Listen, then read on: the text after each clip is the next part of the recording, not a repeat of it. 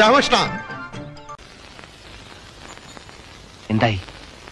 അയാള് get out അടിച്ചു എന്ന് പറഞ്ഞ് തിരിച്ചു പോന്നാലെങ്ങനാ? ഒന്നുകൂടെ ചെന്ന് നോക്ക്. കൂലി വേണ്ട, ഭക്ഷണം വേണ്ട എന്നൊക്കെ ഞാൻ പറഞ്ഞു നോക്കി. ഇനിയും ചെന്നാൽ അയാൾ ഇടിക്കും.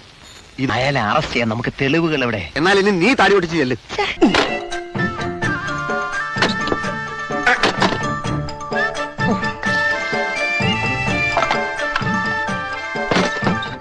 ഈ തങ്കപ്പനൊരു പാവാണ് കൊച്ചമ്മേ.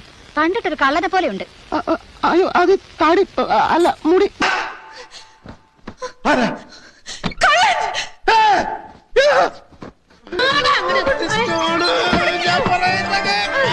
വിഴുപ്പലക്കാനാണോ ഈശ്വര നീ എന്നെ